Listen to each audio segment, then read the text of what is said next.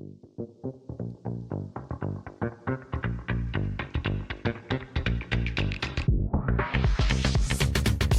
everybody, I know it's been a while since I posted anything. I've had a lot going on. My children moved up here and moved in with me. School's been going pretty balls to the wall. Um, and it's just been trying to get everything to fall into place. Um, I've also been kind of going through some things medically, so I ended up having to take a new medicine, and it's like made me gain like 40 something pounds. So I've been trying to deal with that too, because that comes with like cholesterol and all kinds of other issues that you have to kind of keep under control. But today's episode is going to be about ADHD.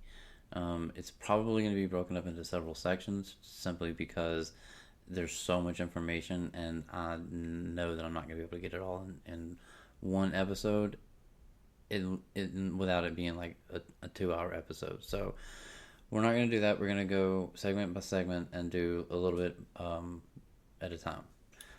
So first we're going to kind of go under understanding ADHD in children and adolescents, and kind of an overview of what ADHD is. It's ADHD, or attention deficit hyperactivity disorder. It's a neurodevelopmental disorder that typically emerges in childhood and can persist into adolescence and adulthood. It's characterized by a persistent pattern of inattention, hyperactivity, and impulsivity that interferes with functioning or development. I have ADHD. I can attest to all of this. I have ADHD. My son has ADHD. One of my daughters for sure has ADHD, and the other one hasn't gotten tested yet. So my sister has ADHD, my father has ADHD. It runs in my family, and which is kind of a thing because it can be genetic. Generally, if you have it, one of like your paternal parents or your grandparents, something like that, it's somewhere in your family somewhere, and it just happened to fall down on you. Lucky you. Core symptoms of ADHD generally categorized into three types: inattention, hyperactivity, and impulsivity. These symptoms can manifest differently depending on the age and the child, and the specific type subtype of ADHD they have. So, like for me, I have a little bit of all three really. Inattention, and not when I say inattention, I don't mean that I just don't pay attention. It's that like if you and I are having a conversation, you may be speaking and you say something, and I get stuck on that one part, but you continue the conversation, and I'm done. Like I'm back here, you're up here on the conversation, and it's it takes too long for me to catch back up because it's like an overload, because I can't process what you're trying to tell me because I'm still trying to process what you've already told me. Um, it's really irritating. But some of the symptoms of inattention are difficulty sustaining attention, obviously, making careless mistakes in schoolwork, being easily distracted, avoiding tasks that require sustained mental effort, and frequently losing things necessary for tasks like school supplies, keys, your wallet, your phone. People lose all kinds of things.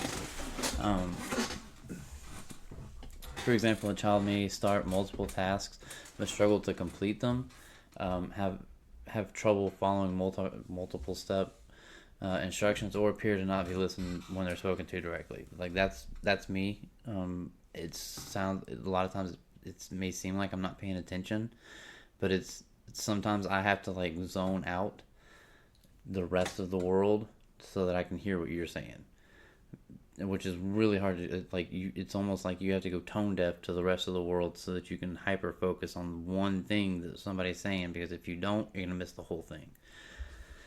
It's a lot of overload.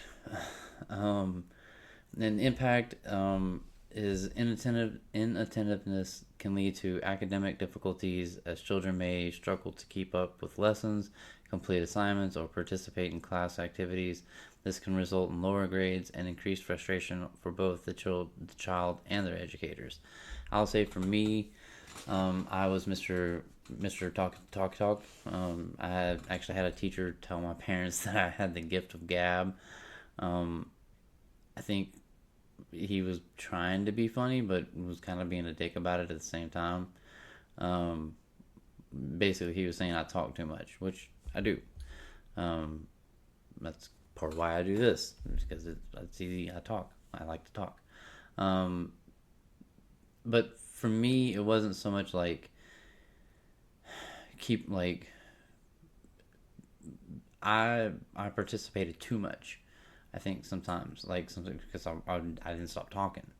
I was bored a lot in class because that, not like being cocky or smart or anything, but like I just it's things came easier to me, and so I would get frustrated because like you know if the kid sitting next to me shows all his work but gets the wrong answer at the bottom of the page, he gets the answer correct, but I show 3 steps and I get the right answer, but because I didn't show 10 steps, I get the answer wrong.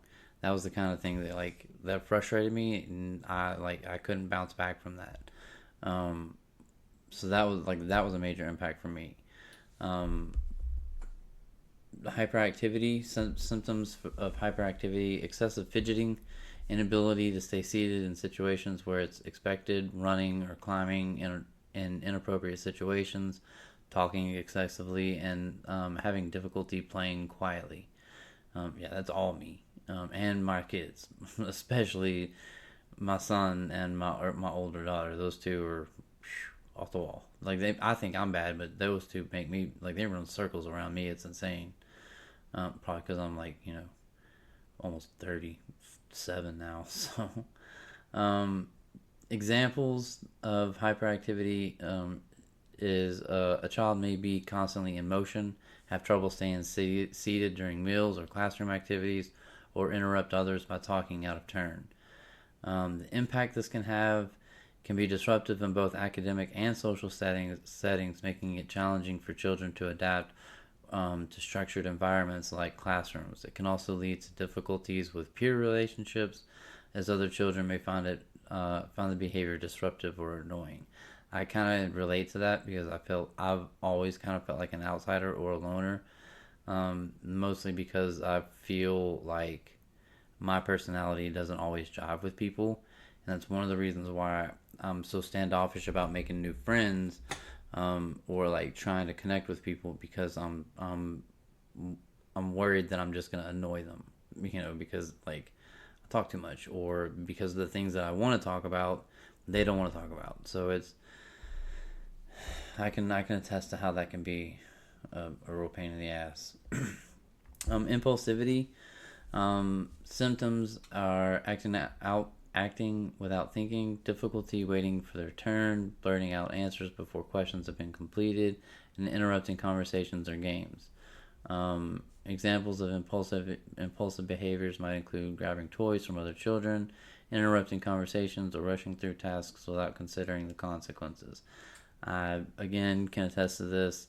And this is all specifically mostly for children, but I'm telling you my personal experience with it because I grew up with it, didn't know I had it.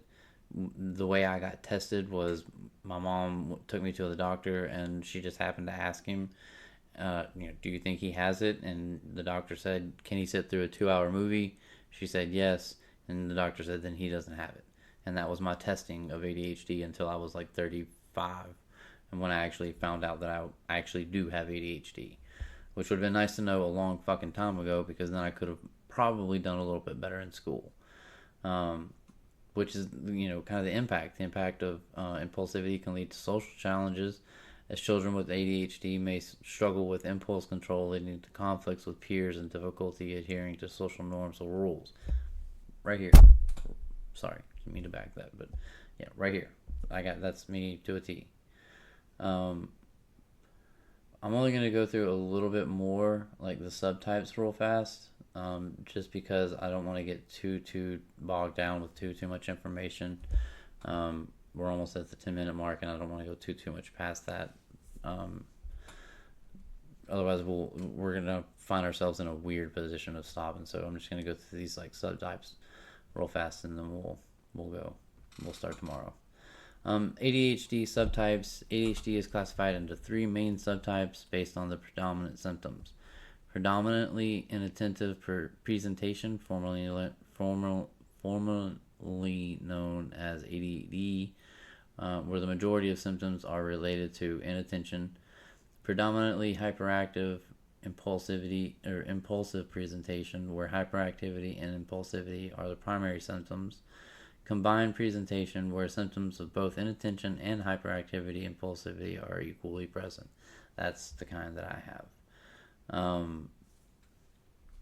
I will say for like the developmental differences, in younger children, preschool age, ADHD may present primarily as hyperactivity and impulsivity. Younger children may be more visibly restless, often running around and being unable to sit still. In school-age children, elementary to middle school, inattention often becomes more apparent, especially in structured environments like the classroom, where sustained mental effort is required. Hyperactivity might also start to decrease slightly, but can still be present. In adolescence, symptoms may evolve, with hyperactivity often manifesting as feelings of restlessness rather than physical overactivity. Inattentiveness and impulsivity may persist, leading to challenges in school performances and social interactions. And again, I can attest to all of this. Like, all of this is true. Like, I don't want to say that I had problems making friends in school, because I talked to everybody. So I was maybe not like friends, but I was at least acquaintances with everybody. I never really like belonged to one real clique. Like, I mean, yeah, there was my core group of people that I hung out with, but like for the most part, I was a part of every other clique too, because I didn't really fit in, sort of say, like with one type of people. So I don't know. I can see. I wish someone had told me this when I was younger, and so that's part of the reason for this podcast, this episode, and the different episodes we're going to go through, is because I think it's important for people to, especially for parents who have children with ADHD, it's important to get as much information as you can. And I am by no means, I'm not a doctor, I'm not a therapist, I'm not any kind of medical thing at all. I just happen to have bipolar and ADHD and a few other things that kind of all run together. And I think it's important to get as much information out there as you can. And I like to do these in ways where, yes, I give you information, but I'm also giving you a little bit of me and my personal experiences, going through some of these things. So with that, we're gonna end it here, and then we'll pick up next time on developmental differences, gender differences, and we'll go into like what the difference between like boys and girls and things like that are. Also, I have an episode, hopefully, with one of my teachers, with one of my professors, who also has bipolar disorder. I'm just waiting on an email back from her to set up an actual time. But once I do, I'll let you guys know, because I'm really excited for that episode. I think that's going to be a really good episode for a lot of people. I'm really excited about that episode. So stay tuned, subscribe if you haven't, just because it helps get the show out there and get more people involved. Leave a comment, leave a message, send me an email. Talk to each other. That's the biggest thing about this podcast, is that it's a community. This is not supposed to be just me talking to you. This is me talking to you and allowing you to the space to talk to other people in a space where you feel comfortable doing it. So I hope that this helps, and there's one thing you should always remember: you never have to sit in the dark alone.